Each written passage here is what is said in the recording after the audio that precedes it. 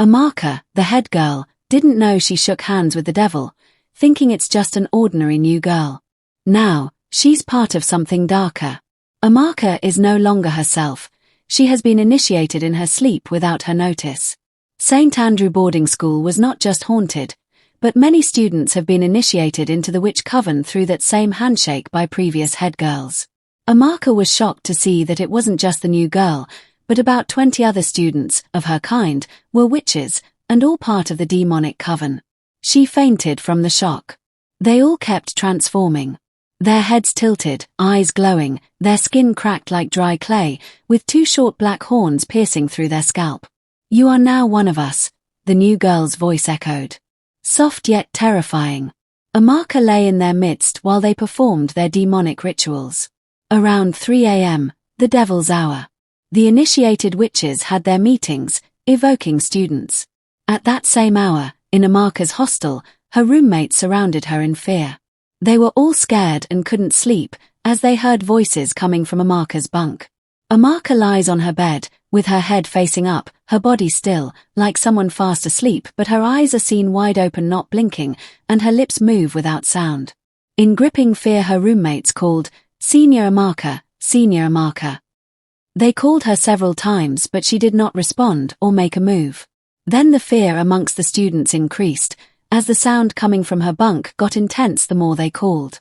They didn't know that her spirit had been evoked by the witches for their 3 a.m. meeting at night. Amaka's spirit stood still in the midst of the witches.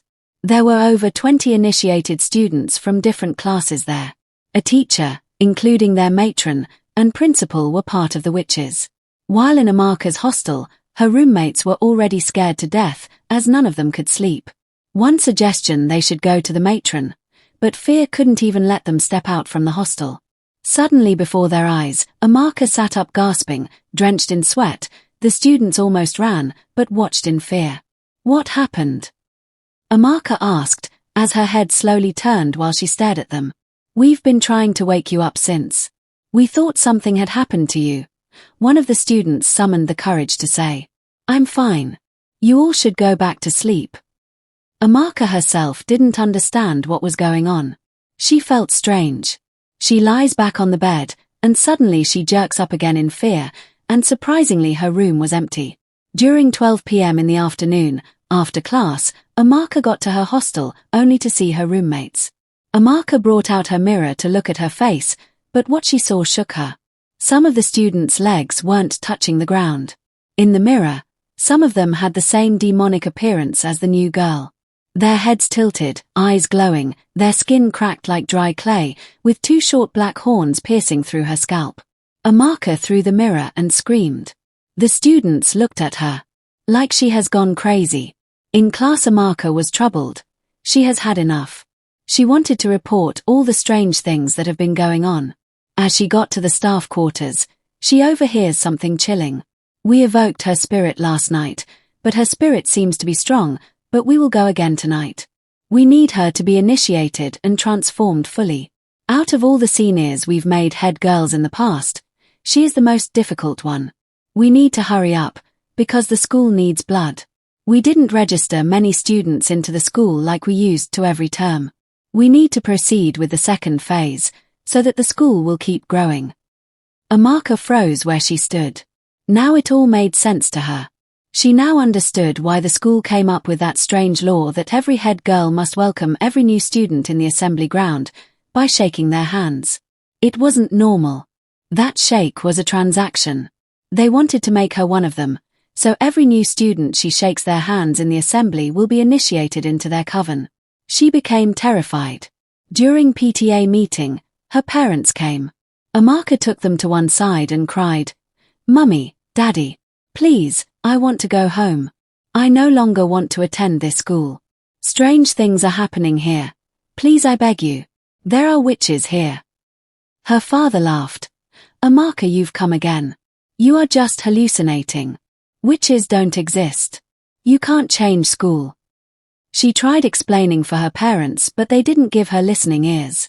Soon one of the teachers came and chased her back inside. "Don't mind her, she's just a kid. Amaka, you can now go inside." Amaka heart race. Her parents didn't believe her, and now she is scared to death. At night, Amaka couldn't sleep. She stayed awake till 12 at midnight. Suddenly she started hearing cries through the window. It was a baby cry. She didn't just hear it alone. Her roommates did. They all got up scared. One of the girls who couldn't hear anything challenged them and said, "You all are hallucinating. I can't hear anything. Just watch, I will prove you all wrong." The girl walked closer to the window and looked out. That was how the girl couldn't hear or speak again from that day. During the assembly, the principal told the students that one of them won't be attending their school again. She said the student was not feeling well and couldn't talk or hear, so they had called her parents to come pick her up. Only Amaka and her roommates knew what happened to the girl. One night Amaka couldn't rest. She wanted to know what exactly was happening in the school. She sneaks into the old staff block at night. In the abandoned library, she finds a dusty ledger marked Head Girls, 1993, present. Page by page, she finds names. Each head girl lasted only one term. Each one disappeared mysteriously. And beside each name, a small hand-drawn symbol. A horned eye. Then on the last page her name, Amaka Obioma 2025. She screamed, her heart racing as she continued flipping.